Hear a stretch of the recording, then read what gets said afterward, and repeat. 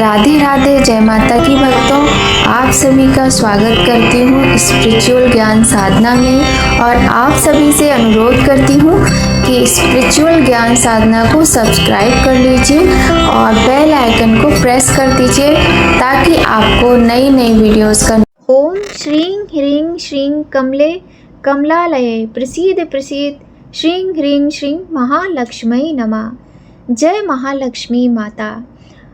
प्रिय भक्तों, 16 दिवसीय महालक्ष्मी व्रत भाद्रपद मास के शुक्ल पक्ष की अष्टमी तिथि के दिन से प्रारंभ किए जाते हैं और इस दिन स्नान कर 16 धागों से 16 गांठ वाली एक डोरी बनाकर चंदन, धूप, दीप, कपूर और पुष्पों से सुगंधित पदार्थों से पूजन किया जाता है।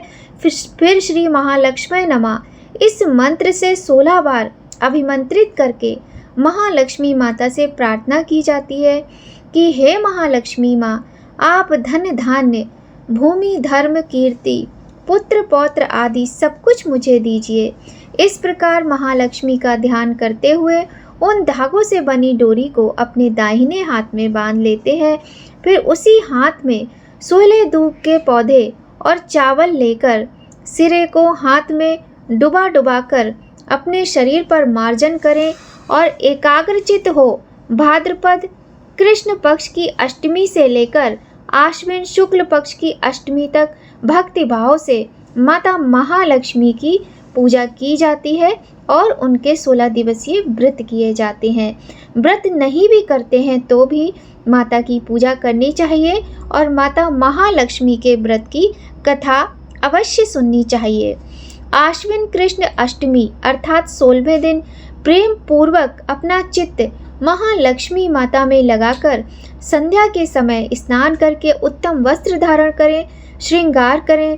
तत्पश्चात पूजा स्थल पर जाकर पूर्व दिशा की ओर मुख करके सुंदर आसन पर बैठकर अष्टदल वाली श्वेत मौलियों से सुशोभित कमल के आसन पर विराजमान मंद मन मुस्कान वाली शरद के चंद्रमा के समान कांति वाली चतुर्भुजी दोनों हाथ में कमल धारण किए हुए दोनों ओर से हाथियों के समूह के जल से सींची जाने वाली भगवती महालक्ष्मी का ध्यान करते हुए धूप, दीप, चंदन आदि से लक्ष्मी जी की प्रतिमा का आवाहन करना चाहिए। किस प्रकार करना चाहिए सुनिए। हे भगवती महालक्ष्मी, आप भगवान विष्णु के स्थान से यहाँ पधारो। हम आपका पूजन षोडशोपचार विधि से करना चाहते हैं।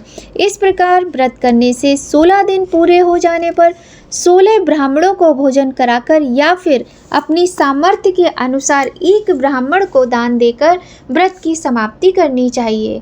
तो आइए भक्तों, इस दिन श्री महालक्ष्मी जी के 16 दिवसीय व्रत में कथा अवश्य सुननी चाहिए, क्योंकि बिना कथा के हमें किसी भी व्रत और पूजा का पूर्ण फल प्राप्त नहीं होता है। तो आइए भक्तों, सुनाते हैं आज आपको महालक्ष्मी व्रत की पौराणिक कथा। बोलिए गणेश भगवान की जय, गौरी शंकर भगवान की जय, लक्ष्मी नारायण भगवान की जय। बोलिए माता महालक्ष्मी की जय। सभी भक्तगणों से अनुरोध है कि आप सभी लोग अपने मन में श्रद्धा और भक्ति को भरकर अपने हृदय और अपने मस्तिष्क से पूर्ण रूप से विश्वास करके इस व्रत को करें और कथा का श्रवण करें। आइए भक्तों, प्रारंभ करते हैं कथा। धर्मराज युधिष्ठिर बोले, हे पुरुषोत्तम, अपने नष्ट स्थान की पुनः प्राप्ति कराने वाला और पुत्र, आयु, सर्वैश्वर्य तथा मनो अभिलषित फलप्रद कोई एक व्रत मुझसे कहिए। यही कृष्ण ने युधिष्ठिर से कहा। कृतयुग सतयुग के आदि में जिस समय दैत्यराज वृत्रासुर ने देवताओं के स्वर्गलोक में प्रवेश किया, उस समय इंद्र ने भी यही प्रश्न नारद मुनि से किया था। इंद्र के पूछने पर नारद जी कहने लगे, हे इंद्र सुनो, पूर्व समय में अत्यंत रमणीय पुरंदपुर नाम का एक नगर था। उसकी भूमि रत्नों से युक्त थी और पर्वत भी रत्नों से भरे हुए थे।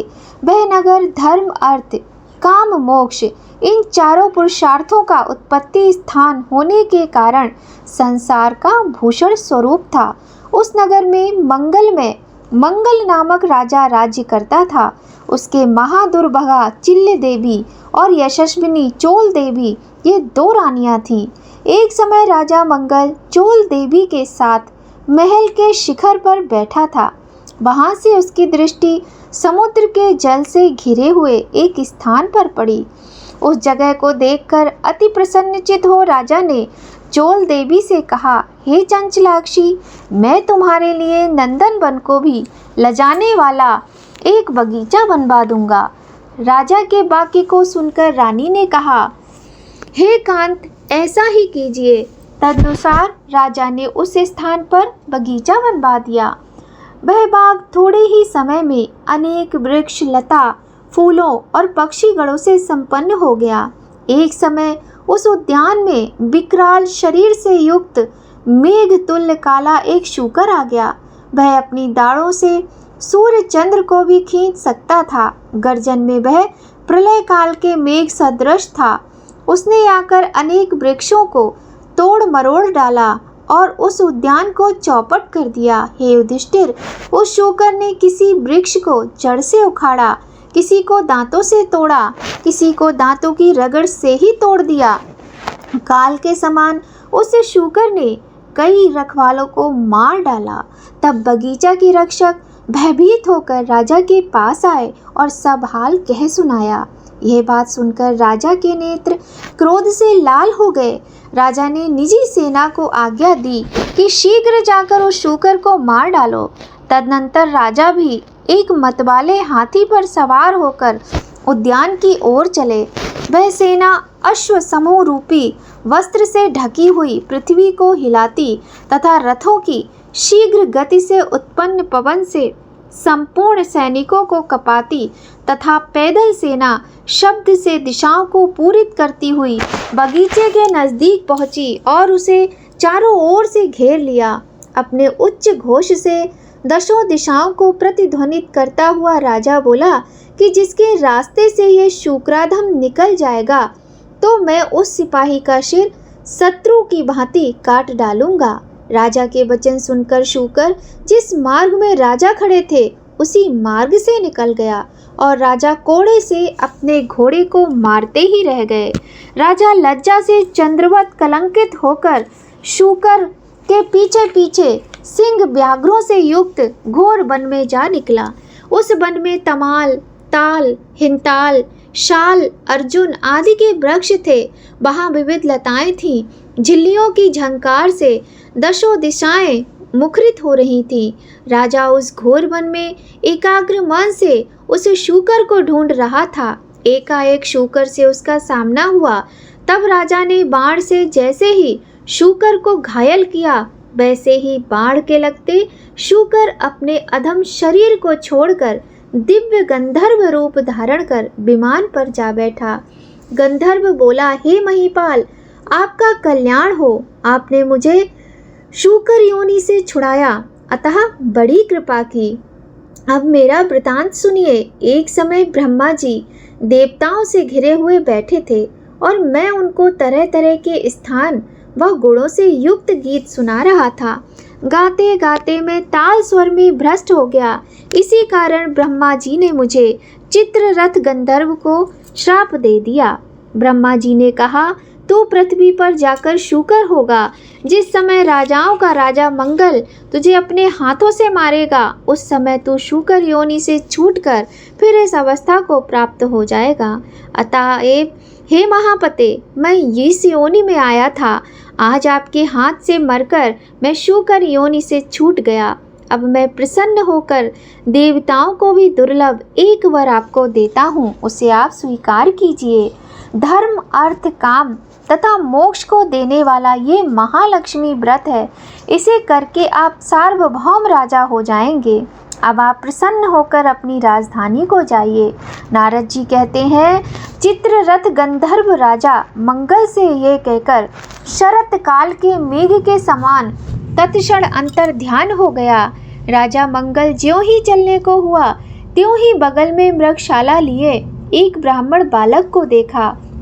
राजा ने मुस्कुराकर बालक से कहा, हे बटो, देव, दानव, गंधर्व, राक्षस इनमें आप कौन हैं? आप सच सच कहिए, ऐसे घोर जंगल में आप किस लिए आए हैं?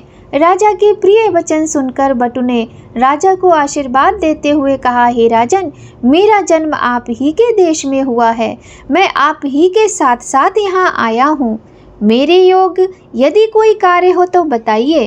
राजा ने कहा, आज से मैं आपको नूतन कहूँगा।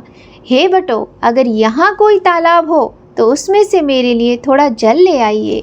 राजा के वचन सुनकर बटु ने राजा को एक बरगद की छाया में बैठा दिया और स्वयं घोड़े पर सवार होकर पक्षीगणों का शब्द सुनता हुआ चल पड़ा। थोड़ी ही दूर आगे जाने पर उसे एक अति रमणीक तालाब दिखाई दिया।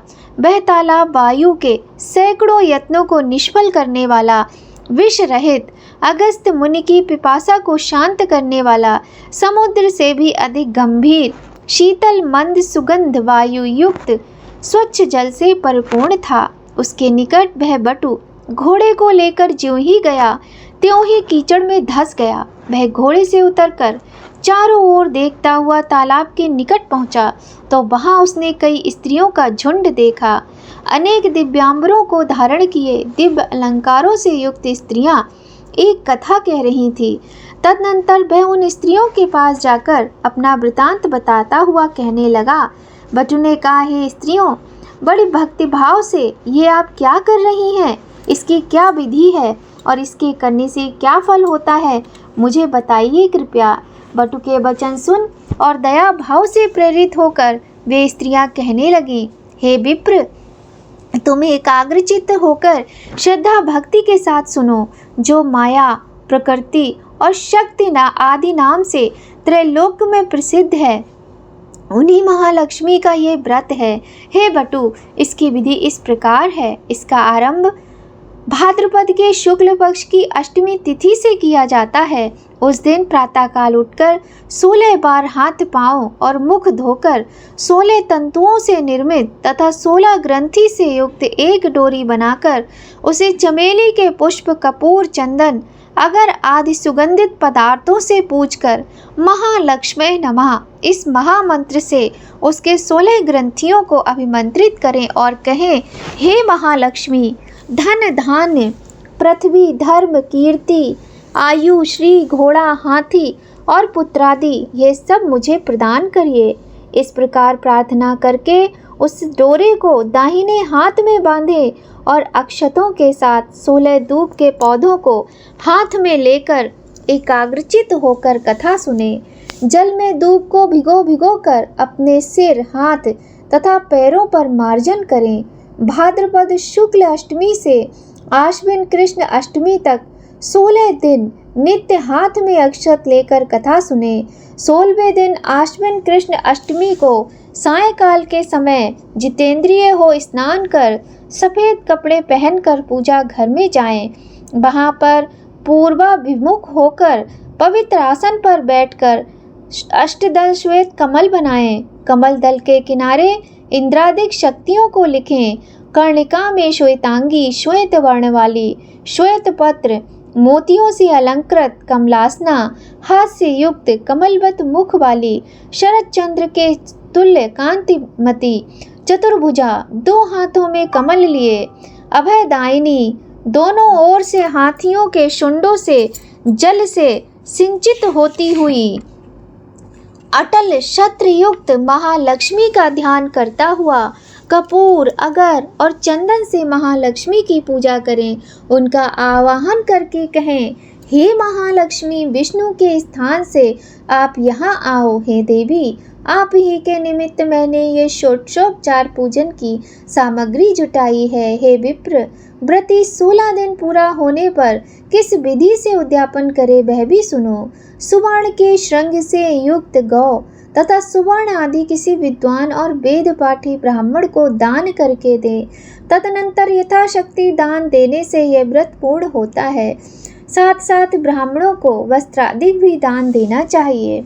इस प्रकार विधि विधान बताने के बाद स्त्रियां बोली, हे विप्र, सब व्रतों में उत्तम ये व्रत हमने तुमसे कहा है।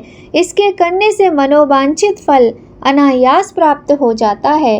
हे विप्र, तुम इस उत्तम व्रत को करो और राजा से भी कराओ। यदि कोई अन्य श्रद्धावान पुरुष मिल जाए तो उससे कहो और उससे भी व्रत कराओ। हाँ, नास्तिकों के समक्ष ये व्रत कभी मत कहना। स्त्रियों के वचन सुनकर ब्राह्मण बालक उन स्त्रियों को नमस्कार कर और घोड़े को कीचड़ से निकालकर उसे पानी पिला, कमल के पत्तों में राजा के लिए जल ले और घोड़े पर चढ़कर राजा के पास आया। राजा को जल देकर उक्त व्रत का महात्म्य राजा से कहा और अनेक भांति की सामग्री जुटाकर उस व्रत को राजा से कराया। वह मंगल राजा एवं बटु इस व्रत के प्रभाव से राजाओं में श्रेष्ठ राजा हुआ। वह राजा मंगल घोड़े पर सवार होकर अपने नगर के समीप जा पहुंचा। राजा को आता देखकर पुरवासी तुरही आदि बाजाओं को बजाते, हाथों में बड़ी बड़ी ध्वजाओं तथा माला को लिए, कलशों को सिर पर रखे और घंटा आदि बजाते हुए आए। उस समय वह नगर अत्यंत सुशोभित था। मार्ग में रूपवती स्त्रियां राज दर्शन के निमित्त दौड़कर आ उपस्थित हुईं। इनको दर्शन देते देते राजा मंगल उस ब्राह्मण के सहित अपने महल के निकट पहुँचे। घोड़े पर से उतरकर महाराज मंगल अपनी पटरानी चोल देवी के महल में गए। जाते ही रानी ने राजा के हाथ में एक डोरा बंधा देखा। इस पर रानी ने अत्यंत क्रोध करके कहा कि मालूम होता है राजा शिकार के बहाने किसी दूसरी स्त्री के पास गए थे। उसी के सौभाग्य के लिए राजा ने हाथ में ये डोरा बांध रखा है। उसी का भेजा हुआ ब्राह्मण बालक भी मुझे देखने आया है। ऐसा विचार करके चोल देवी ने राजा के हाथ में बंधा डोरा तोड़कर पृथ्वी पर डाल दिया। राजा मंगल भी सामंत मंत्री तथा अन्य भृत्यों के साथ वन की बातें कर रहा था। इसी कारण राजा ने रानी को डोरा तोड़ते नहीं देखा। संयोगवश उसी समय चिल्ल देवी की एक दासी वहाँ कुछ कहने आई थी। उसने वह डोरा उठाकर उस ब्राह्मण बटु से उसका कारण और व्रत पूछा। तब दासी ने चिल्ल देवी के पास जाकर वह व्रत बताया और ब्राह्मण बटु को बुलाकर विधिवत महालक्ष्मी का उत्तम व्रत किया। 1 वर्ष बाद महालक्ष्मी पूजन के दिन चिल्ल देवी के महल में बाजाओं का शब्द हुआ और यह शब्द राजा मंगल ने भी सुना। तब राजा को महालक्ष्मी के व्रत की याद आई और ब्राह्मण बटु से कहने लगा, अरे आज महालक्ष्मी की पूजा का दिन है, मेरा वे डोरा कहाँ है? यह पूछने पर बटु ने चोल देवी के द्वारा डोरा तोड़े जाने का हाल कहा। यह सुनकर राजा चोल देवी पर अत्यंत कुपित हुआ और कहने लगा, आज से चिल्ल देवी के ही घर में पूजा करूंगा। इसी समय राजा ब्राह्मण बटु को लेकर लक्ष्मी जी के पूजनार्थ चिल्ल देवी के घर में गया। उसी समय लक्ष्मी जी एक वृद्धा स्त्री का रूप धारण कर परीक्षा के लिए चोल देवी के महल में गईं। चोल देवी वृद्ध रूप धारणी लक्ष्मी जी से कहने लगी, अरे दुष्टे, तू यहाँ से शीघ्र चली जा। मेरे घर में आने से तेरा क्या लाभ है? दुष्टा चोल देवी से अपमानित महालक्ष्मी चोल देवी को शाप देती हुई कहने लगी, तूने मेरा अनादर किया, उसके प्रतिकार के लिए मैं तुझे श्राप देती हूँ कि तू शूकर मुख हो जा और ये मंगलपुर कोल्हापुर हो जाए। तभी से वह नगर कोल्हापुर कहलाने लगा। लक्ष्मी जी वहाँ से चलकर उसी वेश में चिल्ल देवी के घर में आई तो वहाँ पर लक्ष्मी जी की अनेक प्रकार से सम्मान पूर्वक पूजा हुई। पूजन के बाद लक्ष्मी जी ने वृद्धा रूप छोड़कर सत्य रूप धारण किया। तब चिल्ल देवी ने पंचोपचार से भली भांति उनका पूजन किया। इस पर महादेवी ने प्रसन्न होकर चिल्ल देवी से वर मांगने के लिए कहा। श्री लक्ष्मी जी बोली, हे चिल्ल देवी, तुम्हारे पूजन से मैं अति संतुष्ट हूँ। हमसे तुम जो चाहो वह वर मांगो। चिल्ल देवी बोली, हे सुरेश्वरी, आपका उत्तम व्रत जो करे उसका घर जब तक सूर्य चंद्र हैं तब तक आप ना त्यागे। आज से इस राजा की संसार में प्रसिद्धि हो और हे देवी, आप में मेरी अचल भक्ति सदैव बनी रहे।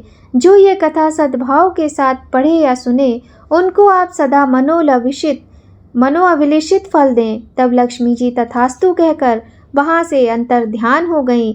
इसके बाद राजा मंगल ने भी आकर चिल्ल देवी के साथ परम भक्ति भाव से लक्ष्मी जी की पूजा की। उसी समय ईर्ष्यावश चोल देवी भी चिल्ल देवी के महल में आई। यद्यपि द्वारपालों ने उसे आने से मना किया, फिर भी वह नहीं मानी।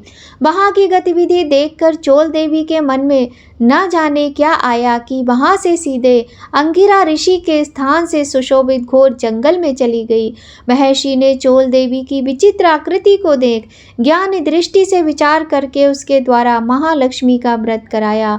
उस व्रत के करने से चोल देवी यशस्विनी हो गई। एक समय राजा ने शिकार खेलते हुए अंगिरा मुनि के आश्रम में आकर एक सुंदर रूप युक्त तथा चंचल नेत्रों वाली स्त्री को देखा। उसे देखकर मुनि से पूछा कि आपके स्थान में यह दिव्य रूप धारिणी स्त्री कौन है। मुनि ने चोल देवी का समस्त हाल बताकर राजा के हाथों सौंप दिया। तब राजा चोल देवी के साथ नगर में आकर चिल्ल देवी तथा चोल देवी के साथ अनेक भोगों को भोगने लगा। वह नूतन नामक ब्राह्मण बटु महालक्ष्मी के व्रत के प्रभाव से बृहस्पति की भांति राजा मंगल का मंत्री हुआ। वह राजा पृथ्वी के समस्त सुखों को भोगकर अंत में आकाश में जाकर विष्णु दैवत नामक श्रवण नक्षत्र बनकर स्थित हुआ।